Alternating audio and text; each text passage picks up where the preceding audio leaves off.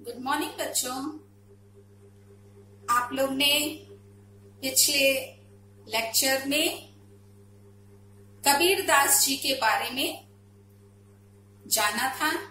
हमने साखी के अंतर्गत जो दोहे हैं उनको समझाना प्रारंभ कर दिया था बच्चों। 7th तक हम लोग ने पढ़ लिया था व्याख्या। तो अब हम लोग उसके आगे का पढ़ेंगे। तो बच्चों आप लोग अपनी बुक को खोल लीजिए और जितना हमने पढ़ा दिया उतने का आपने व्याख्या कर लिया होगा, ऐसी उम्मीद है बच्चों। वर्क को कंप्लीट करते रहिए और जब कॉपी मांगी जाए ताकि आपका काम पूरा रहे। केसौ कही कही कू किए ना सोइए असरार, रात दिवस के कूकणे कबहू लगे पुकार। बच्चों इसका प्रसंग जो होगा वो क्या होगा कि आप लिखेंगे कि इस दोहे में संत कबीरदास जी ने भगवान का केशव यानी केशव अर्थात भगवान का स्मरण करने पर बल दिया है।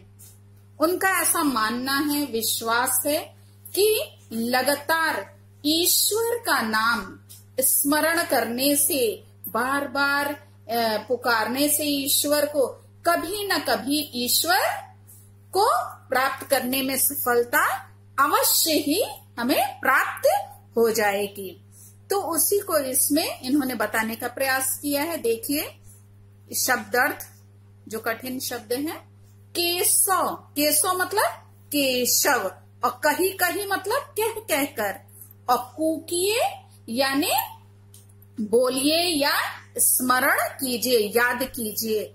ना सोइए असरार, असरार मतलब होता आलस्य, आलस्य करके सोने की आवश्यकता नहीं है। राति दिवस, रात दिन के, कूकड़े यानी पुकारने से, कबहू लगे पुकार, कभी तो ईश्वर हमारी पुकार को अवश्य सुनेंगे।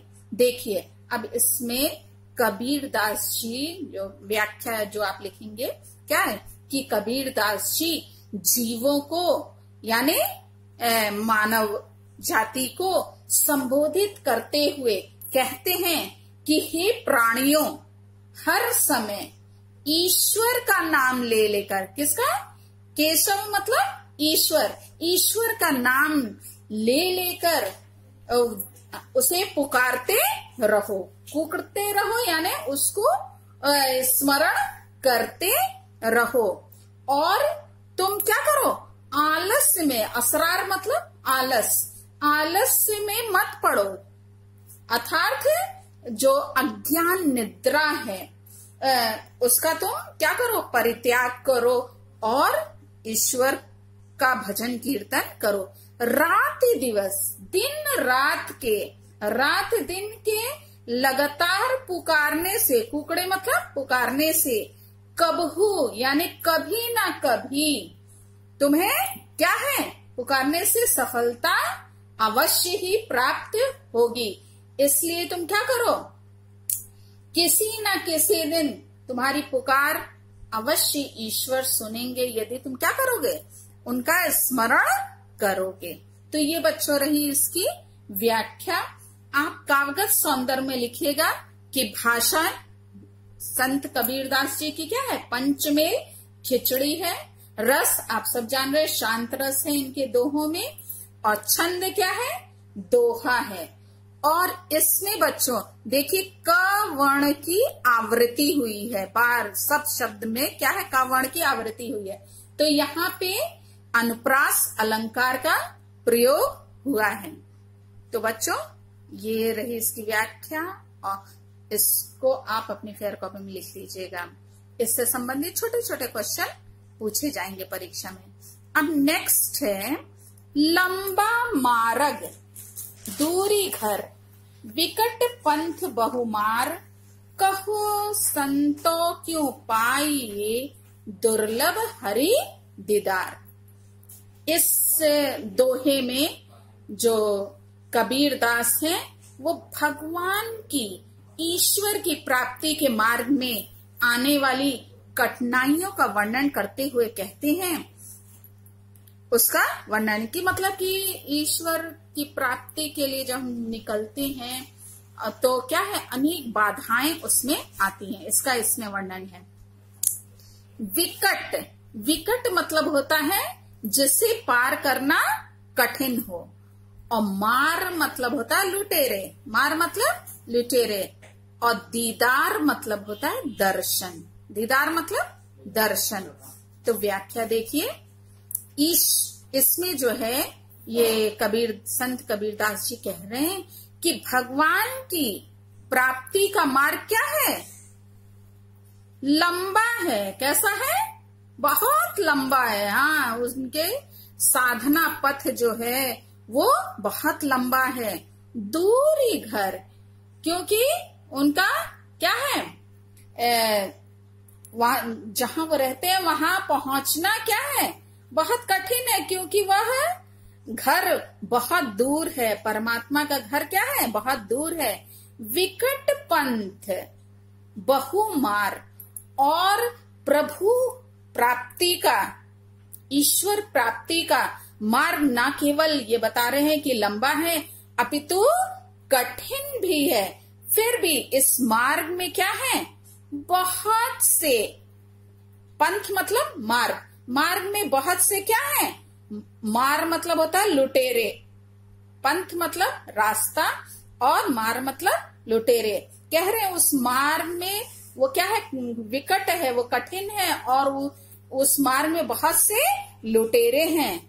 कहो संतों क्यों पाइए, यहाँ पे ये कह रहे हैं कि ऐसी स्थिति में ही संतों बताइए कि भगवान के, हरि यानी ईश्वर यानी भगवान के दुर्लभ दीदार, यानी जो आसानी से प्राप्त नहीं हो सकते, ऐसे दीदार यानी दर्शन कैसे प्राप्त हो। एक बार फिर से आपको बता रहे कि इसमें इन्होंने बताया कि भगवान की मार्ग, प्राप्ति का मार्ग लंबा है, और वहां पहुंचना क्या है, कठिन है। वह मार्ग बहुत दूर है, और उसमें जो है अनेक जो है लुटेरे, मार्ग में बहुत से लुटेरे भी मिलते हैं। ऐसी स्थिति में ये कह रहे हैं कि हे संतों, आप बताइए कि भगवान का दुर्लभ दर्शन जो है, हरि का दुर्लभ दर्शन कैसे प्राप्त हो। तो ये इसकी व्याख्या रही बच्चों। और इसमें काव्यगत सौंदर्य में आप लोग लिखिएगा कि भाषा सदुक्कड़ी है, और रस शांत है, दोहा छंद है, और अलंकार जो है रूपकाती शयोक्ति अलंकार का प्रयोग हुआ है। अब हम लोग नेक्स्ट देखेंगे 10वें वाले को। यहू तन जारो मसी करो, लिखो राम का नाऊ, लेखड़ी करूं करंक की, लिखी लिखी राम पठाओ। ये बच्चों बहुत इम्पोर्टेंट है, अक्सर पूछा जाता है परीक्षा में, इसलिए ध्यान दीजिए। मसी, मसी मतलब होता है स्याही, और लेखड़ी, लेखड़ी मतलब होता है कलम, और ये करंक मतलब होता है हड्डी, करंक मतलब हड्डी। इस दोहे में बच्चों प्रसंग क्या होगा कि इस दोहे में संत कबीर दास जी कहते हैं कि जीवात्मा रूपी विरहिणी, जीवात्मा रूपी विरहिणी, विरहिणी किसको बोलते हैं, जो विरह में रहे, ठीक है, यानी कि वो ऐसी जीव की आत्मा जो क्या है, ईश्वर से दूर है, अपने प्रियतम से दूर है, विरह अवस्था में है, वो संयोग अवस्था नहीं है, ठीक है। तो विरहिणी जो है अपना सब कुछ मिटाकर, सर्वस्व मिटाकर अपनी परमात्मा यानी प्रियतम के पास प्रेम का संदेश जो है प्रेषित करने के लिए व्याकुल है। मतलब कि अपने प्रेम को वो प्रकट करने के लिए वो परेशान है, व्याकुल है। कौन? विरहिणी आत्मा जो है। देखिए अब हम लोग इसकी व्याख्या देखते हैं। यहूतन जारो मसी करो, इसमें परमात्मा के विरह में जो व्याकुल जो जीवात्मा है वो कहती है कि मैं अपने तन मतलब शरीर, जारो मतलब जलाकर, मैं अपने इस शरीर को जलाकर मसी मतलब स्याही, जलाकर स्याही करो मतलब बनाऊंगी। मैं अपने शरीर को जलाकर क्या करूंगी? स्याही बनाऊंगी। और क्या करूंगी? लिखो राम का नाम, और उससे राम का नाम अर्थात अपने प्रियतम राम के नाम को उस स्याही से लिखूंगी। और लेखनी करूं करंग की, इसके पश्चात मैं क्या करूंगी? अपनी हड्डी की, करंग मतलब हड्डी की लेखनी मतलब लेखनी बनाकर, कलम उसका बना करके क्या करूंगी? लेखनी मतलब कलम, हाँ, और करंग मतलब हड्डी के कलम बना करके लिखी राम पठाऊ, उससे लिख करके, हाँ, बार मैं क्या भेजती रहूंगी, अपने प्रियतम राम के पास बार भेजती रहूंगी, जिससे वे क्या करेंगे? मुझ विरहिणी की विरह दशा और पीड़ा को वो समझ सकेंगे कि मैं उनके प्रेम में इस विरह अवस्था में कैसे व्याकुल हूँ। ठीक है, तो बच्चों ये बहुत इम्पोर्टेंट है। वो अपने आप को, अपने शरीर को, अपनी हड्डियों को क्या कर रही है? हड्डी को जला करके लेखनी बना रही है, और शरीर को जला करके क्या बना रही है? स्याही। और उससे अपने जो है राम के लिख के उससे अब राम के पास भेज रही, प्रियतम के पास भेज रही है। तो उसका इसमें वर्णन है बच्चों। रस आप लोग लिखेंगे, शांत रस है। भाषा पंचमेल खिचड़ी यानी सधुकड़ी है। इसमें भी बच्चों अनुप्रास अलंकार का प्रयोग है। देखिए लवण की आवृत्ति आपको दिख रही, कवण की आवृत्ति दिख रही, तो ये जो है अनुप्रास अलंकार का उदाहरण है। छंद दोहा है। अब हम लोग देखेंगे नेक्स्ट 11वां। कै बिरहनी को मीच दे, कै आपा दिखलाई 8 पहर का दाक्षिणा, मोपे सहेया न जाई। बिरहणी मतलब आत्मा रूपी विरहणी। क्या होगा? आत्मा रूपी विरहणी। और मीच मतलब होता है मृत्यु। मीच मतलब मृत्यु, और आपा मतलब होता है आत्मस्वरूप। दाक्षिणा मतलब जलना। देखिए अब इसका अर्थ पहले प्रसंग देखेंगे। प्रस्तुत साखी में या प्रस्तुत दोहे में आत्मा की विरह दशा का इन्होंने वर्णन किया है कि आत्मा कैसे व्याकुल है अपने प्रियतम से दूर रहने के कारण। व्याख्या देखिए। क्या विरहनी को मीच दे, यहाँ पे कबीरदास जी कहते हैं कि हे परमात्मा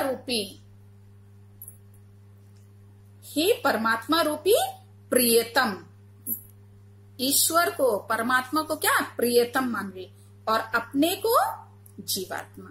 ठीक है, प्रियतमा।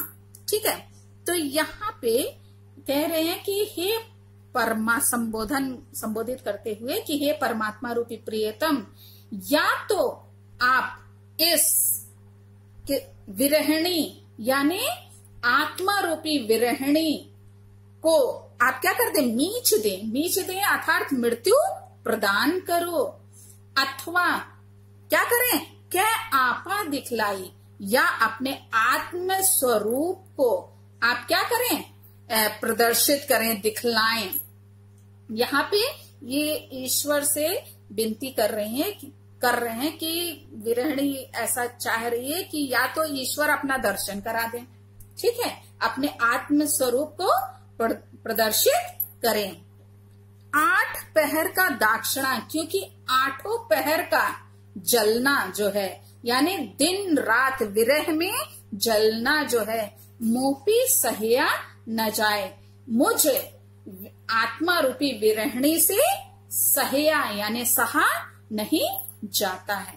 तो ये बता रहे हैं कि या तो आप मुझे दर्शन दे दें या मुझे मृत्यु प्रदान कर दें, क्योंकि दिन रात का जलना या 8 पहर का जलना जो है अब मुझसे सहा नहीं जा रहा है। तो बच्चों, इसका काव्यगत सौंदर्य वही अलंकार जो है अनुप्रास होगा, और रस शांत होगा, और भाषा सधुक्कड़ी है, और छंद दोहा। इसको लिखिएगा आप लोग। अब हम लोग 12वें वाले का अध्ययन करेंगे। कबीर रेख सिंदूर की काजल दिया न जाई, नैनो रमैया रमी रहया, दूजा कहाँ समाई। कबीर रेख सिंदूर की, सिंदूर आप सब जानते हैं, सिंदूर ये लिखा है क्योंकि ये सधुकड़ी भाषा है इसलिए, ठीक है, इसको सिंदूर इसका अर्थ है। और रमैया, रमैया मतलब होता है ईश्वर, रमैया मतलब ईश्वर। इस दोहे में कबीर दास जी ने सर्वत्र जीवात्मा को प्रियतमा और परमात्मा को प्रियतम माना है। जीवात्मा कौन है? प्रियतमा है, और ईश्वर जो है, परमात्मा जो है, वो उनको प्रियतम माना है। और इस दोहे में उन्होंने जीवात्मा और परमात्मा के अनन्य प्रेम की अभिव्यक्ति की है। देखिए व्याख्या, इस दोहे में कबीरदास जी कहते हैं कि मैंने सौभाग्यवती नारियों की तरह क्या कर लिया है, सिंदूर, जैसे विवाहिता जो स्त्रियां होती वो अपने मांग में सिंदूर भरती हैं, तो वैसे ही मैंने भी सौभाग्यवती नारियों की तरह अपनी मांग में सिंदूर की रेखा लगा ली है। काजल दिया न जाई, और क्या कह रहे हैं आगे कि ये जो लाल रंग है जो प्रेम का सूचक है, जो क्या है, प्रेम का सूचक है, जो सौभाग्य का सूचक है। अब लाल रंग स्वीकार करने के बाद, ठीक है, इन्होंने इस सिंदूर को स्वीकार कर लिया है, लाल रंग को स्वीकार कर लेने के बाद अब काजल दिया न जाए। अब काजल को अपनाना मेरे लिए असंभव है, यानी संभव नहीं है। ये बताना चाह रही है कि सांसारिक आसक्ति या विषय वासनाओं में अब लिप्त होना मुझसे सहा नहीं जाएगा, मुझसे ये नहीं होगा, क्योंकि अब मैंने क्या कर लिया है, लाल रंग को अर्थात प्रेम के रंग को सौभाग्य सूचक जो चिन्ह है, जो सौभाग्यवती नारियों का, उसको हमने अपने मांग में भर लिया है। आगे कह रहे हैं नैनो रमैया रमी रहिया। आगे ये कबीर दास जी अपनी बात को और अधिक स्पष्ट करते हुए कह रहे हैं कि हर स्थल पर रमैया रमी रहिया, मतलब कि रमने वाले जो रमैया यानी जो ईश्वर हैं, जो परम प्रिय जो राम हैं, वो क्या करें, नैनो रमी, हाँ, मेरे नेत्रों में रम गए हैं।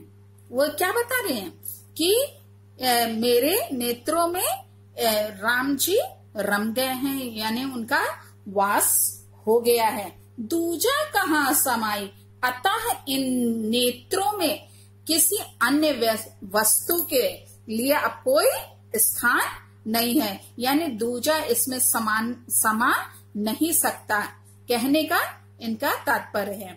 ये कहना चाह रहे हैं कि राम को अपनाने के बाद, ईश्वर को ग्रहण करने के बाद, अब जो सांसारिक वासनाओं के काजल को लगाना मेरे लिए अब किसी भी प्रकार से संभव नहीं है। तो बच्चों, इसका काव्यगत सौंदर्य आप लिखेंगे कि सिंदूर जो है सौभाग्यवती नारियों के सुहाग का सूचक है, और प्रेम का रंग भी सिंदूर के समान लाल ही माना जाता है। इसलिए कबीर ने अपने प्रेम की उपमा जो है सिंदूर से दी है। भाषा आप सब जान रहे हैं, सदुक्कड़ी है, अनुप्रास अलंकार इसमें भी है, अनुप्रास और रूपक अलंकार दोनों अलंकार है, और रस जो है शांत रस है, और दोहा छंद है बच्चों। तो ये रही बच्चों इसकी व्याख्या।